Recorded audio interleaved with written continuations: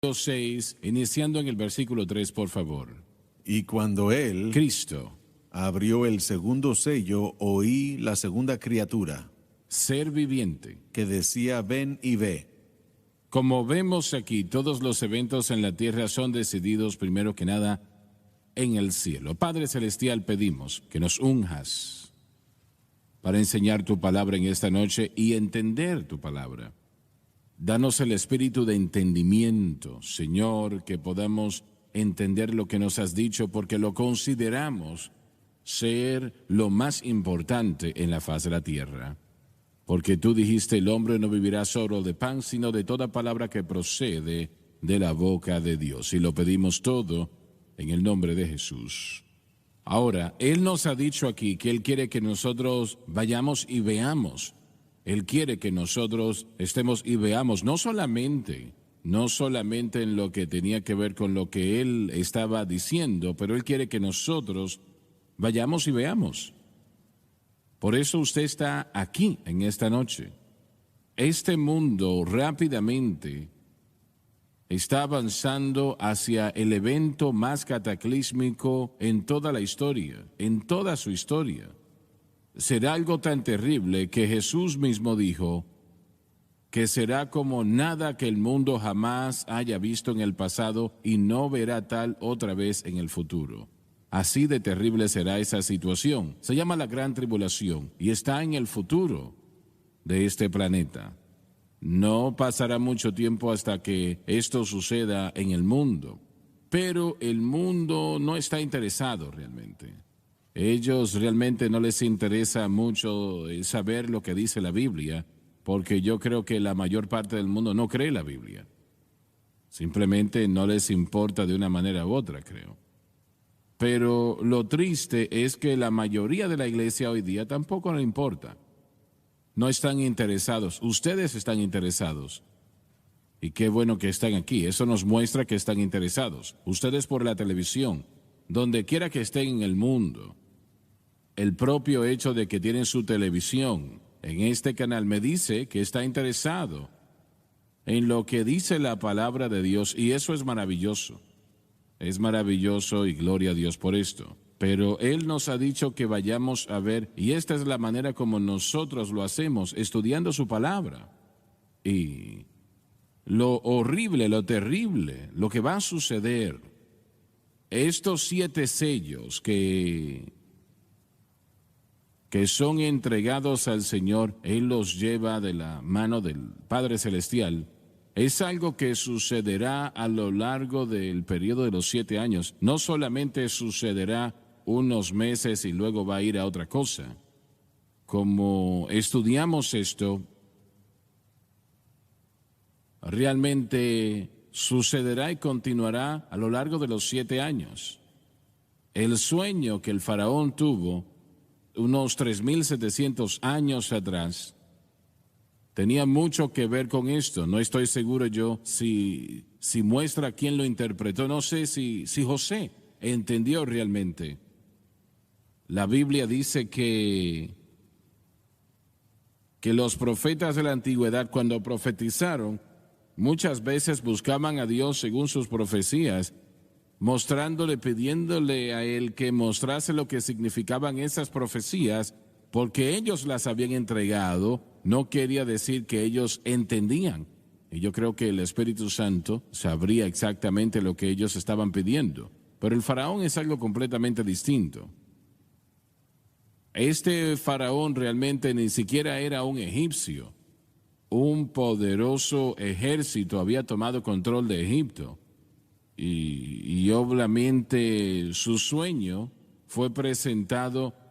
Él no podía, esto le afectó bastante, no podía encontrar a nadie en su grupo que entendiese lo que significaba. 7 vacas gordas salían del río, gruesas, saludables, gordas. Y luego otras 7 vacas delgadas, abatidas, las consumirían, y 7 espigas de granos también, llenas, gruesos. Esas 7 espigas iban a ser consumidas por 7 espigas menudas. Tomando la primera parte primero, los 7 años de hambre, eso representa la gran tribulación. Y yo no sé si José entendió cuando él dio la explicación de esto debido a la dirección del Espíritu Santo, que él sabía lo que este sueño que se dio 3,700 años atrás, tenía realmente algo que ver en lo que tiene que ver con el futuro distante. Yo no sé si él lo entendía en aquel momento, pero sí tomó la hambre que tomó, 7 años de esa hambre, y tomó eso para traer a Jacob a José. Jacob era Israel, realmente ese era su nombre, Israel, príncipe con Dios. Y él, no sé lo que él entendió al respecto, pero tomó eso para llevarlo a José, que era el Señor de la cosecha, así como Jesús es el Señor de la cosecha. La gran tribulación será para muchas razones, pero primordialmente para traer a Israel de vuelta a Dios. Ese es el propósito y la razón primordial de esta gran tribulación, es traer a Israel a nuestro Señor Jesucristo, aquel que ellos crucificaron, ¿no? Es la razón principal y esto va a afectar su propósito. Llevará a cabo lo que Dios quiso en lo que tiene que ver con todo Israel, que todo judío en la faz de la tierra, no solamente algunos, sino que todos acepten a Jesucristo cuando Él vuelva coronado, Rey de Reyes y Señor de Señores. Alguien debe de decir aleluya. Alabado Dios, alabado Dios. Después de esos 7 años de hambre, son seguidos por 7 años de cosecha, como Egipto jamás ha visto o conocido. José tuvo que construir graneros en Egipto y dice la Biblia que era más allá de la cuenta, que perdieron la cuenta de los millones que ellos pudieron cosechar. Y yo creo que eso representa una cosecha de almas como la iglesia jamás ha visto antes. Amén. Gloria a nuestro Dios. Yo quiero reiterar eso otra vez. Yo creo que lo que el faraón soñó y José interpretó, que ese primer sueño, esas vacas gordas, eso representaba alimento 3,700 años atrás, pero yo creo que su verdadero significado tenía que ver con los millones de almas que van a venir al Señor Jesucristo inmediatamente después del periodo de la gran tribulación. ¡Aleluya! ¡Aleluya! Amén, así es. Y el Señor habló eso a mi corazón cerca de 20 años atrás y me dijo que este ministerio tendría una gran parte en eso que Él va a hacer. Damas y caballeros, yo estoy creyendo a Dios por grandes cosas. Amén. Estoy anticipando grandes cosas. Aleluya. Se me dijo ayer o el día de antes de ayer, no recuerdo exactamente quién me lo dijo, pero bueno, que el superintendente de las asambleas de Dios, el superintendente general en Facebook o esas cosas, dijo que la iglesia tiene que volver a la cruz. Aleluya. Gloria a nuestro Dios. Yo le doy gracias a Dios por eso. Yo no sé si escuchó nuestra programación, no lo sé, pero gracias a Dios que Él dijo eso. La iglesia tiene que volver a la cruz. Sí, amén. Sí, amén. Porque eso es lo que el Espíritu del Señor ahora está diciendo. Oíd lo que está diciendo. Y yo creo que está diciendo que Jesucristo y este crucificado es la palabra para esta hora. Alabado el Señor. Vengan y vean. Ven y ve. Una pregunta que podemos hacer es ¿qué podemos permitir que la tribulación obre en nuestras vidas? Cuando nos fijamos en la parábola del sembrador y vemos esos pedregales, una de las cosas que Satanás usa para poder alejar a la gente de la palabra de Dios era la tribulación. Pero podemos ver en Romanos 5, versículo 3, que la tribulación obra paciencia, la paciencia experiencia, y la experiencia esperanza, y la esperanza no avergüenza, porque el amor de Dios es derramado en nuestro corazón. Así que la tribulación, depende de cómo respondamos a ella, puede o traer cosas malas o puede traer un bien con el tiempo, espiritualmente aún hasta en nuestras vidas. Realmente lo que el Señor busca hacer siempre es de acuerdo a la recepción de las personas, sea que lo acepten, lo rechacen, lo ignoren, como ellos quieran. Como respondamos. La respuesta, sí. ¿Qué tipo de respuesta tenemos? Y la iglesia en esta nación y alrededor del mundo realmente no es buena la situación en la iglesia. No. Pero eso puede cambiar en muy poco tiempo. Amén. Eso puede cambiar. Dios nos ama lo suficiente para permitir la tribulación en nuestros corazones para atraernos a Él. A veces eso funciona, a veces no. Amén. Sí funcionará con Israel. Sí. Porque se darán cuenta que ellos están a punto de esa exterminación cuando el anticristo se... Sabe, hermano Swagger, cada generación que crece y que entra al reino de Dios, tiene que pasar por el fuego.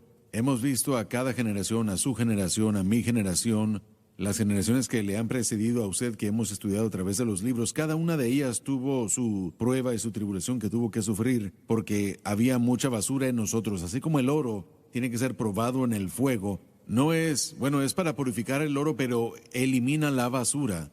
Y los creyentes nuevos, cuando entran a este caminar, tienen mucha basura, cosas que tienen que ser quemadas, y tenemos que seguir regresando a ese horno muchas veces hasta que el batanero, y de hecho el batanero es aquella persona que refina, hasta que ve el oro purificado y ve su reflejo. En ese momento no está viendo mucho. Bueno, John, lo que acabas de decir, cuando Francis y yo nos casamos inicialmente, yo estaba empezando a predicar, yo trabajé por corto tiempo para un plomero. Y él derretía plomo. Y cuando ellos, vamos a decir que pegaban tuberías, usaban ese plomo para sellar las tuberías. Y cuando él lo derretía, yo veía que con su dedo, ese plomo estaba tan caliente que cambiaba de color. Literalmente estaba bulliciando, cambiaba de color cuando eso sucedía por el caliente, y él con su dedo lo tocaba, y yo veía que él lo hacía eso. Un día le pregunté, pero ¿y por qué usted hace eso? ¿No le quema? Y me dijo, no me quema. Yo le pregunté, no entiendo, le dije. Él me dijo, lo que sucede es que si notas, yo siempre me limpio el dedo antes de tocarlo, porque si hay un poquito de polvo, me va a quemar el dedo. Así es. Pero si no tengo ningún polvo en el dedo, no se siente nada. Aleluya. Sí, aleluya. Y nosotros tenemos tribulación, sí. Tenemos situaciones. Amén. Pero está allí para quitar el dolor y el sufrimiento. Si nosotros tenemos polvo lejos de nuestros dedos, entonces la tribulación no nos va a afectar, alabado Dios. No quise predicar. No, muy bien dicho. Y yo entonces de allí en adelante estaba siempre haciendo lo mismo, buscando hacerlo, ¿no? Y ese mismo hombre, esto es un poco distinto, él se llamaba ser ateo. Eso decía, yo no creo que hay un Dios. Y bueno, cuando yo trabajaba con él, habíamos allí unos 10 o 12 hombres, y me dijo, éramos 12 más o menos, me dijo, tú vas a ser como nosotros en unas cuantas semanas. Tú hablas de eso de Jesús, pero tú vas a ser igual que nosotros. Yo no le respondí nada, solamente me quedé mirándolo. Y él me dio todo trabajo sucio que ellos tenían en esa compañía. Y bueno, él un día dijo que perdió un martillo y me culpó a mí. Yo no había visto el martillo, pero él me culpó a mí. Me culpó y bueno, ya yo era responsable. Y me dijo, si no me encuentras el martillo, te voy a despedir. Y me dijo, le pregunté, ¿y dónde usted lo perdió? Me dijo, no lo sé, pero yo creo que tú me lo perdiste. Y yo no sabía dónde estaba el martillo ese. El caso me dijo, yo creo que yo lo estaba usando allá arriba cuando estaba trabajando, estábamos trabajando en un trabajo de plomería en un edificio de una escuela. Así que yo me subí a ese lugar, al área donde estábamos trabajando, el ático del edificio, un lugar más grande, todo oscuro allá arriba. Y me quedé parado y dije yo, Señor, este hombre está loco. Y le dije, yo no sé dónde está ese martillo, yo no lo he tocado, pero me va a despedir si no se lo encuentro. Ayúdame a encontrar el martillo. Y en ese momento yo sentí algo debajo de mi pie. Honestamente, lo encontré debajo de mi pie. Cuando puse la mano, ahí estaba el martillo. Yo estaba parado en el martillo. Cuando bajé de aquel lugar, yo me sentía tan bien. Le puse el martillo en las manos. ¿De dónde conseguiste esto? Le dije, bueno, el Señor me ayudó a encontrarlo, le dije. Se quedó mirándome. Y saben, como dije, cada vez que abría la boca, era para decir una vulgaridad, una profanidad. Realmente algo que era terrible, algo horrible. Y habían pasado ya, en aquel momento, a unos 20 años después de eso, recibí una carta de su hermana. Yo no había escuchado de ellos en tanto tiempo, desde que yo había trabajado para él. Y en esa carta me dijo, hermano Swaggart, yo creo que usted va a querer saber que mi hermano está muriendo de cáncer, pero él nunca se pierde la programación. Nunca se la pierde. Aleluya. Un mes después, tal vez menos, recibí otra carta y me decía, hermano Swaggart, mi hermano falleció la semana pasada, pero él repitió la oración de fe con usted antes de él partir. Aleluya al Cordero. Aleluya. Alabado Dios. Quiero decirles algo. Mire, tal vez usted piense que mi influencia no vale nada. Y tomó 30 años. Wow. 30 años esto. Pero la vida que tratamos de vivir de frente de la gente, en frente de él, tuvo un efecto. Alabado Dios. Y realmente hizo algo en su corazón. Cuando él estaba muriendo, lo recordó y clamó a Cristo. Alabado Dios. Servimos a un Dios grande, ¿verdad? Amén. Gloria ¿Quiere a Dios. decir que el Señor se lo lleva a la gloria? Claro que sí, claro que sí. Alabado el Señor. Muy bien, Donnie. Hermano Swagger, antes de seguir adelante, ¿pudiera hacer comentarios sobre las notas en el tercer versículo al final donde dice, como lo podemos apreciar, todos los eventos en la tierra fueron decididos primero en el cielo? Especialmente en el contexto de la Escritura, por supuesto. ¿Pero será aplicable aún para el día de hoy, cree usted? Me parece que sí, me parece que sí. Antes de que Dios haga cualquier cosa, yo creo que primero se lleva a cabo en alguna parte del cielo. No sé cuánto, ¿no? Pero ese libro, ese primer libro, lo de los 7 sellos, eso proclama todo lo que va a suceder en esta tierra. Es algo que nos da una versión abreviada, como lo estudiamos la semana pasada, un relato abreviado, pero yo no creo que nada suceda en esta tierra sin que el Señor lo guíe, lo dirija desde el cielo. Y nosotros estábamos estudiando, un estudio en la palabra el día de ayer, de hecho, y Daniel estaba hablando de, me parece que era Gabriel o Miguel, me parece que era Miguel, ese arcángel, ¿no? El gran arcángel. Y estaba con los reyes de Persia. Ellos no sabían que él estaba allí presente, pero él estaba allí. Y él estaba allí porque el Señor quería que ese reinado de Persia tomase una cierta dirección. Y ángeles de maldad llegaron. Lo has leído muchas veces. Ángeles de maldad llegaron para tratar de detenerlo, para que no sucediese. Y Miguel dijo que tuvo que llamar a Gabriel para ayudarle. Y así sucedió. Pero el punto es que yo creo que en los últimos 8 años, o 9 años, o más todavía, unos 12 años, yo creo que han habido guerras que han estado sucediendo en esta tierra, en la gloria, con los ángeles de Satanás tratando de dirigir la nación en cierta dirección, y yo creo que el Señor ha despachado ángeles de justicia para detener esa situación. Y tal vez usted diga, bueno, ¿y cómo piensa usted que lo hizo? Bueno, él lo hizo con Persa, ni siquiera era Israel, pero era Persa. Y si Dios lo hace en esa capacidad, y Él lo hizo, entonces, ¿por qué no lo hace con la iglesia? O cualquier otra nación en el mundo, ¿no? Que es especialmente tan poderosa como los Estados Unidos lo es. Así que yo creo que en el mundo espiritual, y el mundo espiritual no está a 1000 millas de distancia, está aquí ahora mismo. Y yo no creo que nada sucede sin que inicialmente sea establecido en el cielo. Y es la razón por qué la palabra nos dice que lo que atemos en la tierra será atado en los cielos, lo que desatemos en la tierra será desatado en los cielos. Y yo le imploro a todo cristiano y todos ustedes por televisión, que en su tiempo de oración aten a las fuerzas de las tinieblas que están entorpeciendo a esta nación, Amén. Que están trayendo problemas y dificultades, porque Dios puede cambiar esta situación. Gloria a Dios, sí. Él lo puede hacer, alabado Dios. Y yo creo que en el mundo espiritual cosas constantemente están sucediendo. Y esto es algo muy serio. Sí.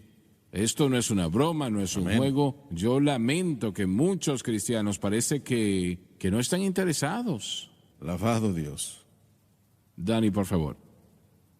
Y salió otro caballo rojo encendido.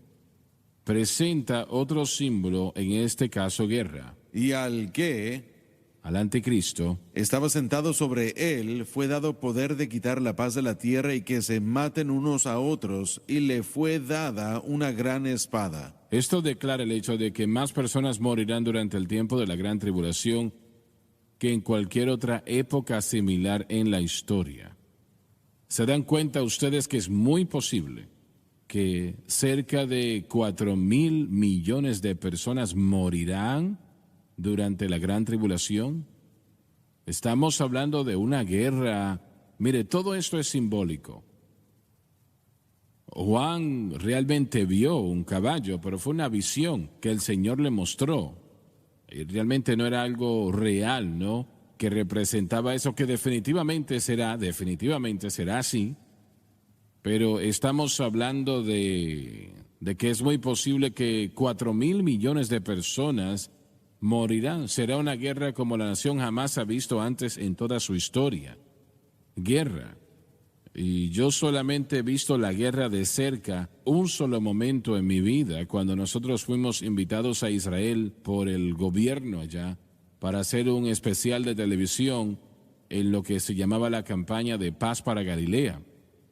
Nos llevaron primero que nada a la cima de una montaña donde se había peleado una batalla el día anterior. Y cuando bajamos del autobús, había muertos en todas las áreas allí.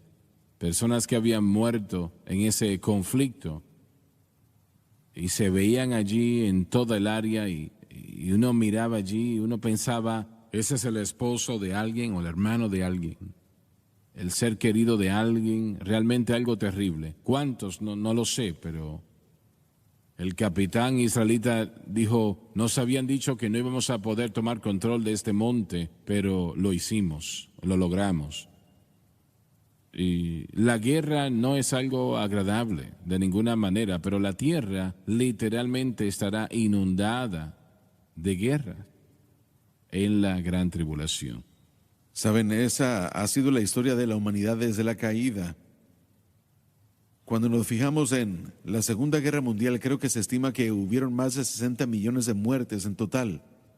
Y cuando nos fijamos en las batallas dentro del último siglo o dos, creo que una de las batallas más sangrientas que sucedieron durante la Segunda Guerra Mundial fue la de Stalingrado, la batalla de Stalingrado, me parece, la que cambió la dirección de la guerra entre la Rusia soviética y el régimen nazi. ¿Cuál ciudad? Creo que fue Stalingrado, ¿verdad? Y ahí fue cuando, si es que recuerdo correctamente, fue cuando la Fuerza Armada de los nazis comenzaron a atacar a los rusos, a los soviéticos, y ellos contraatacaron y la dirección cambió porque el clima se puso muy frío. Fue en el 42 o 43 y era tiempo de invierno.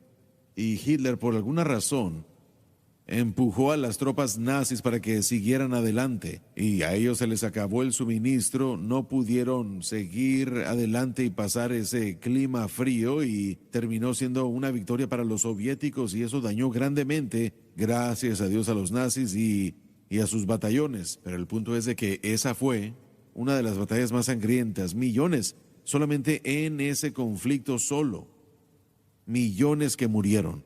Cuando uno piensa en el derrame de sangre que ya ha sucedido en esta nación y en este mundo, y lo comparamos y decimos que aún hay peor por venir, es lo que el pecado le ha hecho a esta tierra y a la humanidad. Nosotros, como mencionaste, la Unión Soviética, nosotros estuvimos en Novosibirsk, que está en Siberia. Yo prediqué un servicio allí. Y cada vez que nosotros entrábamos a una ciudad, cuando estuvimos allí, teníamos que sentarnos con el comisario de religión. Ese era el régimen, había que hacerlo. Y en Moscú, realmente, este hombre hablaba un inglés impecable, una persona muy agradable, y realmente todo muy bien. En Novosibirsk, Jim Wolf y yo entramos a la oficina del comisario de religión. Yo extendí mi mano para dársela y él me ignoró. Y yo pues no sabía qué hacer. Lo primero que me dijo fue, usted predica en contra de nosotros. Usted dice cosas malas de nosotros en todo el mundo, ¿verdad? Y la verdad era que yo lo hacía. Yo pensé, Señor, pero esto es Siberia. Tú tienes que hacer algo. Y él dijo, yo traté de responder algo, no recuerdo qué traté de decirle. Estaba yo básicamente titubeando y le dije, yo pensando, Señor, dame algo que pueda yo decirle a este hombre para cambiar su actitud. Y estoy seguro que hay algunos que todavía lo hacen, ¿no? No hay muchos allí, pero los veteranos rusos, ellos les encanta ponerse sus medallas, ¿no? Si tienen alguna medalla que han ganado, les gusta ponérselas. Y así eran como ellos lo hacían, como una señal. Esta fue la batalla que peleamos. Y yo le pregunté, él tenía una medalla muy grande en su chaqueta, le pregunté, ¿de qué es esa medalla? ¿Para qué es eso? Él se detuvo y dijo, esto es por la batalla de Kursk. Yo estuve en esa batalla. Le dije, ¿me quiere decir que usted estuvo en la batalla de Kursk? Allí es cuando los alemanes introdujeron el tanque Tigre. Ese es el tanque de batalla más grande de todo el mundo. Exacto. Estás en lo cierto. Ese fue el tanque de guerra más grande del mundo. Y los rusos encontraron la manera de detenerlo. Y le pedí, ¿me puede contar de esto? Y por cerca de una hora, él empezó a contarme todo lo que había sucedido en esa batalla que, bueno, fue terrible, pero...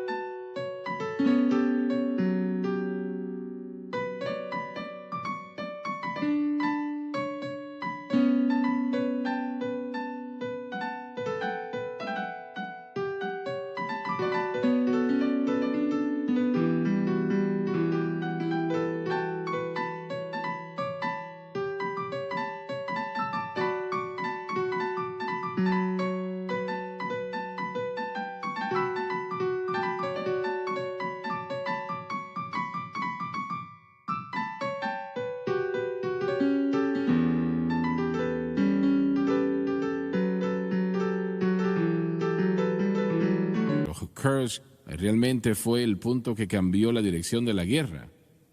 Y cuando terminó de hablar conmigo, me extendió la mano, me abrazó y me dijo, Lo que tú necesites mientras estés aquí, dímelo y yo te lo consigo. Y alguien estaba interesado en él, en la vida que él había vivido. Y ¿cómo lo puedo decir? En lo que fue realmente una situación que él vivió, que muchos no sobrevivieron.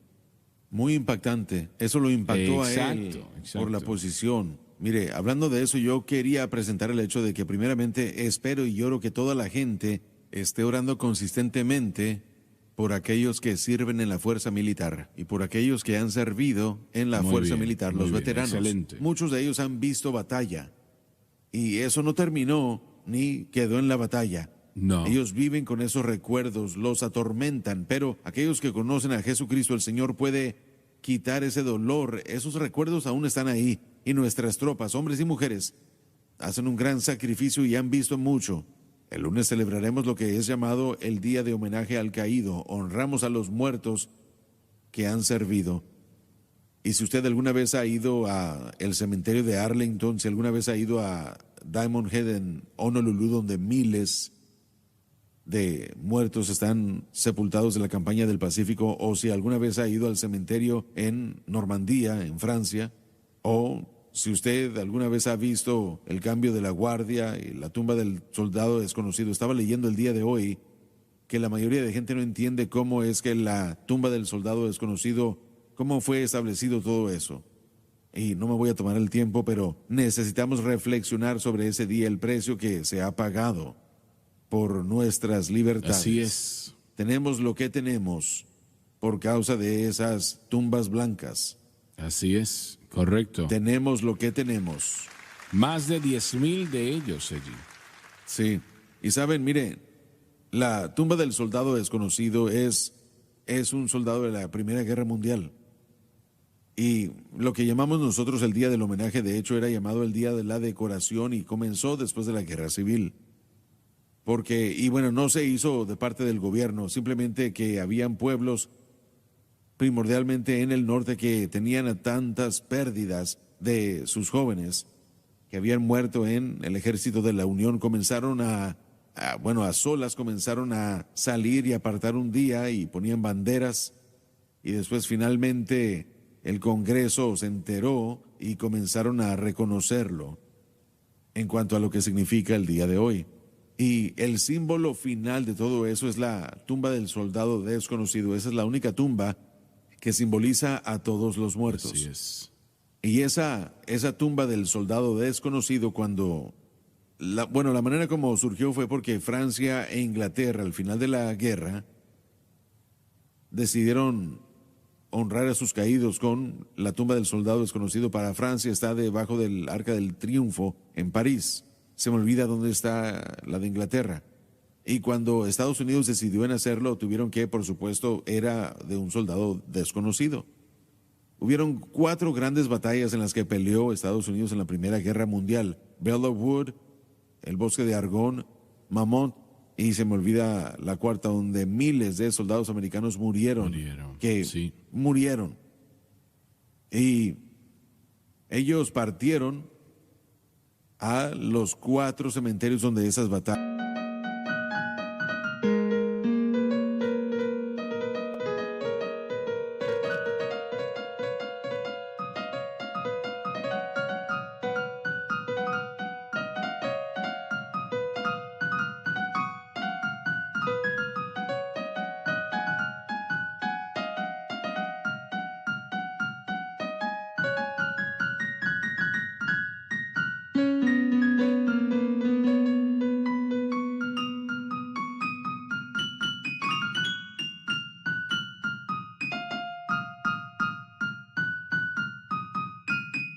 Estaban. Ya habían determinado tumbas donde la información decía que no había identificación disponible. Cuidadosamente escarbaron, escogieron 2 tumbas en ambas y exhumaron los cuerpos, y muy cuidadosamente buscaron en todo artículo de ropa para asegurarse de que no hubiera algo que pudiera identificarlos. Y si ese era el caso, por supuesto, iban a hacer que esa información le llegara a sus seres amados. Y por supuesto, los cuerpos ya estaban descompuestos y todo eso. Tomaron a 8 cuerpos. Y bueno, de esos 8 cuerpos escogieron a 4. Tomaron a 8 sobrevivientes de la Primera Guerra Mundial de diferentes ramas, 2 de ellos con medallas de honor, 2 de ellos con la medalla por servicio distinguido, que es la segunda medalla más alta por valentía. Los otros tenían medallas de plata o de bronce, o la Cruz Naval por su valor en la Primera Guerra Mundial. Y los escogieron a ellos como la escolta. Tomaron a esos 4 en las tumbas, a esos 4 ataúdes con los restos de 4 ciudadanos americanos que no conocían. Y le dieron la tarea a un individuo del honor, tal vez podemos decirlo así, de escoger al que sería utilizado en Arlington. Y estaba leyendo el día de hoy sus comentarios de 1921, el hombre que lo hizo y cómo fue que él no sabía qué hacer, sabiendo que uno de esos 4 que él iba a escoger sería un representante de Estados Unidos. Sí. Y él oró al caminar alrededor de esos ataúdes. Y mire, lo que pasó fue que no le permitieron a él saber de qué batalla venían los ataúdes, porque tenían miedo de que tal vez iba a tener preferencia porque tenía seres amados, conocidos, amigos, o él había peleado en esa batalla. Y él tuvo que caminar alrededor de ellos y finalmente, y él dijo que había uno que seguía llamándole la atención y él dijo, ese es. Y ese es el cuerpo que está sepultado en la tumba del soldado desconocido en Arlington hoy. Así que nosotros, como ellos dicen, aquí descansa el soldado desconocido, excepto para Dios. Así es. Debo decir, y claro que todos nosotros sabemos porque sucedió durante nuestra vida, la situación de Vietnam, ese conflicto. Y nosotros estamos traduciendo actualmente al idioma vietnamita la Biblia de estudio del expositor. Y amén. Nosotros anticipamos terminar ese proyecto. Solamente vamos a traducir el Nuevo Testamento inicialmente, porque muchas personas están siendo salvas, ¿no? David Weaver nos ha dicho allí en Vietnam. Y están entregando su corazón a Cristo y ellos tienen una Biblia, pero no tienen nada que les ayude a entender. Y cuando él vio la Biblia de estudio del expositor, dijo, esto es exactamente lo que necesitamos. Entonces, tan pronto se termina la traducción del Nuevo Testamento, e incidentalmente un hermano nos ha ayudado en gran manera. No voy a mencionar su nombre ahora porque no nos dio permiso para hacerlo, pero sí nos dio un cheque muy grande para empezar a hacer esto. Y vamos a hacer lo siguiente, algo un poco distinto. En lugar de dar estas Biblias solamente a predicadores y obreros, vamos a dar una Biblia a todo aquel que quiera una. Aleluya. No importa quién sea. Alabado Dios. Nosotros, la primera impresión será de 50,000 a 100,000. Alabado Dios. Me parece en el idioma vietnamita. Y también hay otro idioma, Hmong, el idioma Hmong. Los Hmong son un pueblo tribal de personas allá en Vietnam, en las montañas. Pelearon del lado de los Estados Unidos en la guerra de Vietnam y son aborrecidos por los del norte de Vietnam y también por los del sur de Vietnam. Son vistos como marginados. Pero hay miles de ellos que están siendo salvos también. Así es, así es. Y bueno, de todas maneras nosotros debemos de terminar ya este proceso para la primera parte del año. Así que estemos orando. La persona que está haciendo la traducción de hecho, lo está haciendo allí en Dallas y él es de Vietnam. Y su papá, si no me equivoco, era el superintendente general de las asambleas de Dios en Vietnam. Así que él está haciendo la mayor parte de la traducción.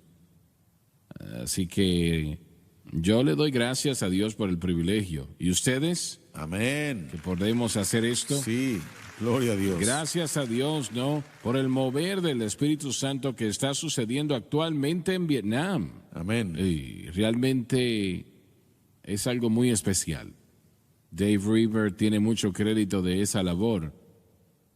Obviamente el Espíritu Santo es quien lo hace, ¿no? Pero es un tremendo mover del Espíritu Santo, de acuerdo, Dave. Y gloria a Dios por esto, ¿no? Yo no voy a entrar en mucha discusión sobre lo que se debió de haber hecho o no en Vietnam, pero vamos a hacer lo que podamos hacer para darles la oportunidad de aceptar a Cristo. Amén, así es. Yo creo que cientos de miles lo van a hacer. Sí. Lo van a hacer. Alabado Dios. Vamos a ponernos de pie mientras cerramos en esta noche y vamos a pedirle al Señor que nos dé un gran mover del Espíritu. Párate acá, por favor. Y que el Señor se mueva y miles, decenas de miles vengan a Cristo en aquella nación. Y que Dios se está moviendo allí. Padre Celestial, mientras venimos a ti hoy. Sí, Señor, sí, Señor. Venimos en el nombre de Jesucristo. Sí, Señor, sí. Hacedor del cielo y la tierra, dador de la vida eterna, bautizador con el Espíritu Santo, salvador de los hombres, Cordero de Dios, Rey de reyes y Señor de señores. Estamos pidiendo, Señor, un mover del Espíritu Santo entre el pueblo de Vietnam. Aleluya. Entre el pueblo que Dani ha mencionado. Estamos pidiendo un poderoso mover de Dios. Aleluya. Y pedimos que tú bendigas este Nuevo Testamento del expositor mientras llega a decenas de miles de estas personas, aún cientos de miles. Lo pedimos todo en el nombre de Jesús. Aleluya. Amén y amén. It was amazing.